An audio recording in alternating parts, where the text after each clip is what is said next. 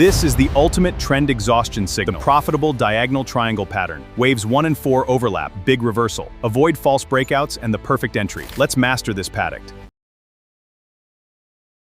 Welcome back, everyone. We are officially rolling right into day 5 of our Time and Cycle Mastery series. Over our previous explainers, we've really laid down the core foundations of Elliott wave theory, right? Well, today we're tackling a structure that is absolutely fascinating. We are diving into the diagonal triangle pattern. This is a pattern that pops up at those super critical junctures in the market cycle, and it signals either a really chaotic beginning or a totally dramatic end. So let's jump right in. Our sources literally describe this as the ultimate trend exhaustion signal. And honestly, I love that phrasing. When you spot a diagonal triangle, you are looking at a market that is essentially running on fumes. The price is slowing down, momentum is totally fading, and yet the market just keeps pushing forward in these grinding, overlapping moves.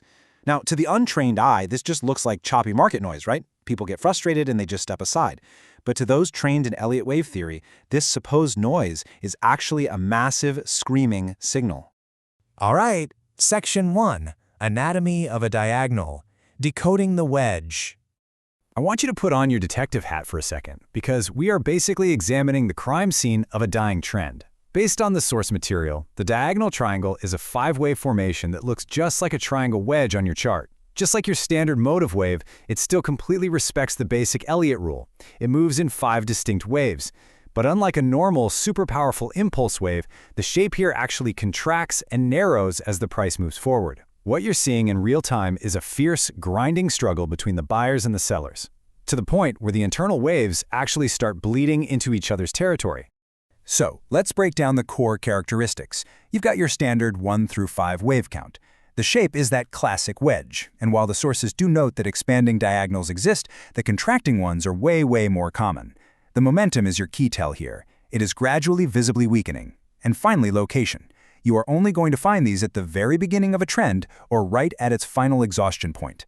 Now here is the absolute golden clue, the overlap.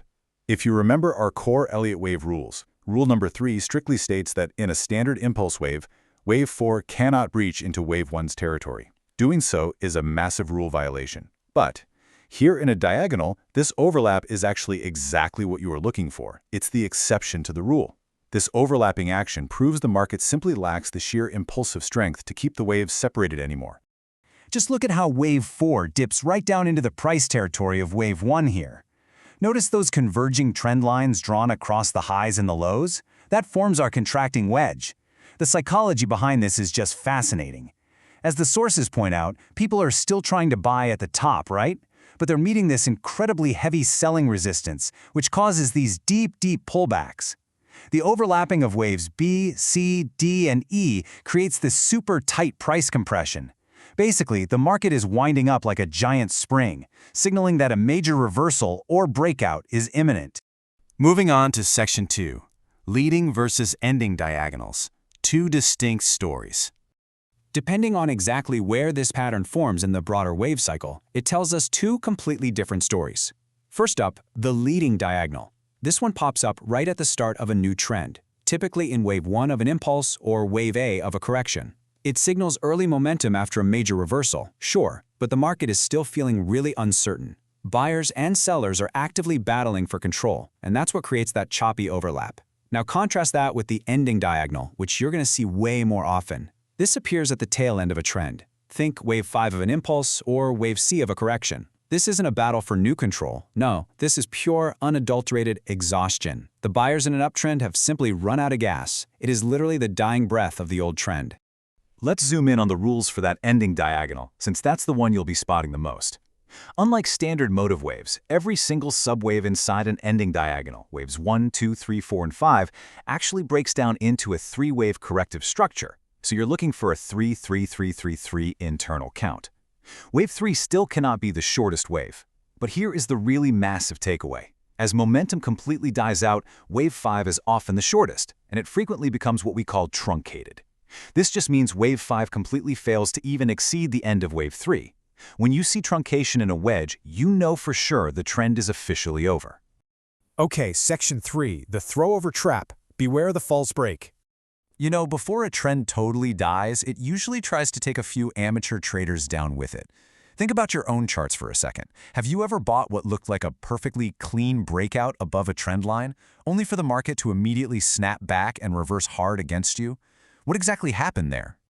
Well, what likely happened is you got caught in a throwover.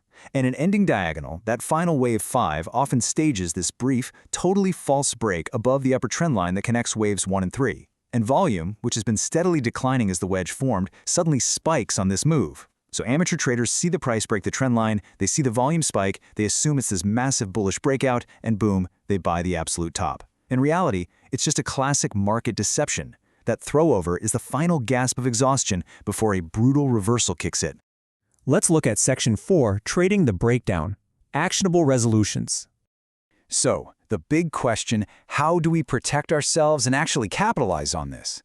The sources lay out a very specific, disciplined protocol for trading diagonals. Step 1. Patience. You absolutely must wait for wave 5 to fully complete. Trying to front-run the pattern is exactly how you get caught in that throwover trap we just talked about. Step 2. You only enter the trade after a confirmed breakdown below the lower support trend line of the wedge. Let the market prove to you the reversal is real. And step 3, you target the previous support levels, the places where the price found strong buying interest before the diagonal even started forming. For your exact entry trigger, look at the trend line connecting the bottom of wave B and wave D. Once wave E, which remember is our 5th wave, completes, the market rolls over. The exact moment the price decisively breaks that lower BD trend line, the diagonal is done. That line break, that's your high probability entry signal. Because at that point, all those trapped traders who bought the throwover fakeout are suddenly forced to exit their positions, which feels a really fast, aggressive move in your favor. Now, to execute this flawlessly, you gotta actively avoid a few common pitfalls our sources highlight. First off, do not confuse a converging diagonal wedge with a parallel channel. If the trend lines are parallel, it is a channel, not a diagonal. Totally different beast. Second, do not ignore volume. You want to see volume visibly declining as the wedge forms and then spiking on the breakout. And finally, as we've really stressed today, do not enter early. This pattern rewards patience above literally everything else. And that brings us to the end of Day 5's analysis. When you fire up your charts later today and you see that overlapping, choppy price action at the highs or the lows, I want you to ask yourself a question. Are you trading the noise, or are you actually reading the story the price is trying to tell? A diagonal triangle isn't random. It is a crystal-clear signature of a market winding up or winding down. Master this pattern, respect its rules, wait for that trend line break, and you're going to find yourself catching major reversals instead of getting trapped by them. Thanks so much for joining me for this explainer, and keep focused on those charts.